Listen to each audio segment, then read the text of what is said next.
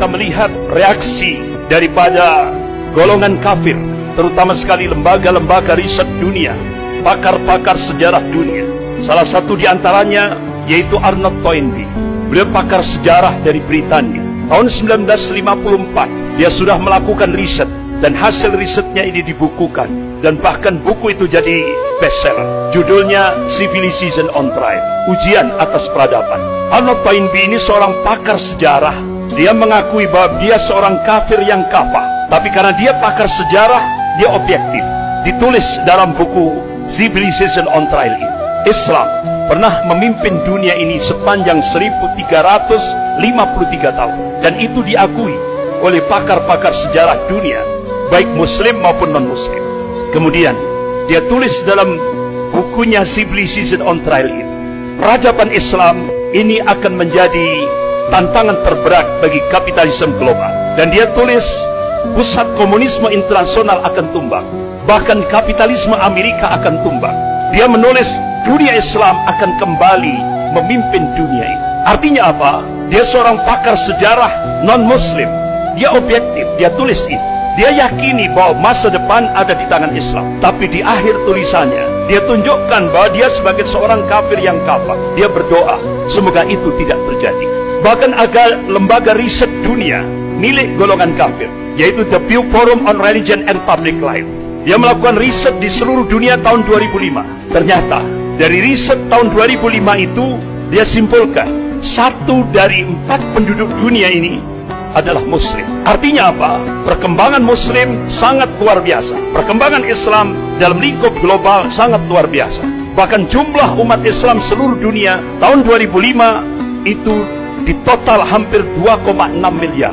Akhirnya dia melakukan riset lagi, perkembangan dunia Islam 2010 sampai 2050. Hasil risetnya dipublish. Jadi diprediksi 2010 sampai 2050 perkembangan umat Islam akan naik drastis 73%. Bahkan dia publish hasil risetnya, Eropa akan muncul 50-50, 50% Muslim, 50% non-Muslim. Bahkan Kardinal Republik Ceko, jadi di bawah Paus, Kardinal Republik Ceko memberikan statement di media internasional, Islam masuk Eropa dengan kekuatan spiritual, dan itu benar-benar mengagetkan seluruh dunia. Jadi ternyata terjadi syahadat massal besar-besaran di kawasan Eropa. Bahkan di Eropa, jumlah muslim terbesar seluruh daratan Eropa itu ada di Perancis.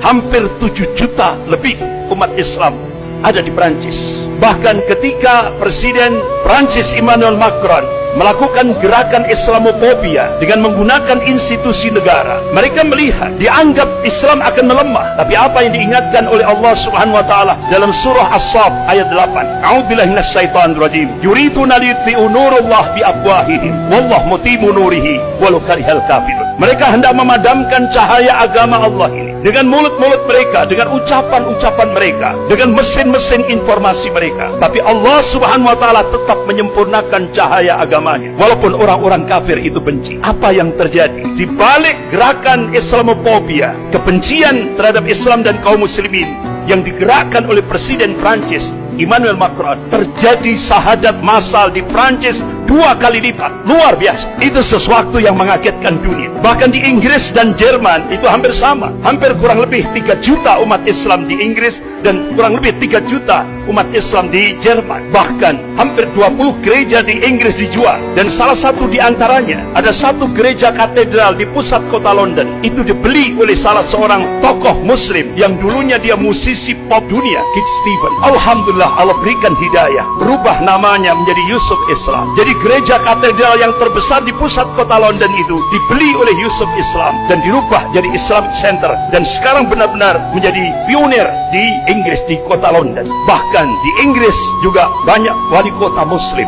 Luar biasa. Jadi perkembangan Islam luar biasa. Bahkan di Argentina yang kita belum pernah tahu, di sana ada perkembangan Islam luar biasa. Ada 750.000 kaum muslimin. Bahkan di pusat Katolik dunia, di Italia, di Vatikan, Roma. Beberapa waktu yang lalu sudah diresmikan masjid terbesar untuk menampung hampir 1 juta kaum muslimin, yaitu di Roma, Vatikan. Luar biasa. Jadi perkembangan kaum muslimin, benar-benar apa yang dilakukan riset oleh The Pew Forum on Religion and Public Life, ini sebuah realitas, sebuah fakta. Jadi diprediksi 2010 sampai 2050 peningkatan jumlah kaum muslimin diprediksi 73%. Bahkan lembaga riset dunia The Pew Forum on Religion and Public Life memprediksi 2070 Islam akan menjadi agama terbesar di seluruh dunia. Padahal ini lembaga riset milik orang kafir, milik golongan kafir. Tapi dia meyakini masa depan ada di tangan Islam. Bahkan National Intelligence Council, Dewan Intelijen Nasional yang menaungi 15 negara di bawah kepemimpinan Amerika, melakukan riset. Hasilnya dipublish di media internasional. Start 2020 akan terjadi kebangkitan Islam global, dan itu akan terus bergerak di seluruh dunia, terutama sekali dunia Islam. Bahkan Dinas Intelijen Rusia memprediksi akan terjadi kebangkitan Islam, yaitu diprediksi 2025. Rasulullah SAW mengabarkan kepada umatnya, qala Rasulullah SAW, innallaha yab'atsu li hadhil ummah ala ra'si kulli mi'atin sanatin may yujaddidu laha dinaha. Rawahu Abu Dawud. Rasulullah mengabarkan, sesungguhnya Allah akan memunculkan, akan membangkitkan di tengah-tengah umat ini dalam setiap penghujung 100 tahun, yaitu seorang al-mujaddid, pembaharu di dalam agama ini. Imam Ahmad rahimahullah, beliau mencoba untuk mencari hadis-hadis sahih dalam kutubus sittah. Masya Allah, dengan matan hadis yang sama beliau cari dalam kutubus sittah. Alhamdulillah, beliau temukan hadis-hadis yang sahih. Beliau pelajari, beliau teliti, beliau kaji secara dalam.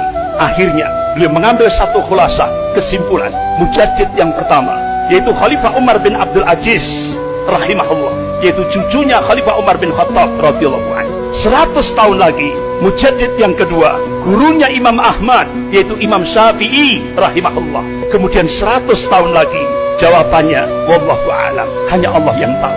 Beberapa ulama-ulama dunia, salah satu diantaranya yaitu wakil sekjen Rabidah Ulama Palestina di Bilad Syam, beliau adalah Syekh Dr. Abu Bakar Al-Awabidah. Selama di penjara Israel, beliau mencoba melakukan riset dengan pijakan Al-Quran dan As-Sunnah dan kitab-kitab yang ditulis oleh ulama-ulama ahli sunnah. Akhirnya beliau mengambil satu kesimpulan, insya Allah kalau beberapa ulama-ulama ahli sunnah melakukan hitungan matematis, dan itu hijriyah, tapi dicoba dimasehikan, insya Allah akan terjadi Sofatul Islamiyah itu 2024, berarti kurang 3 tahun lagi. Tapi semuanya wallahu a'lam, hanya Allah yang tahu.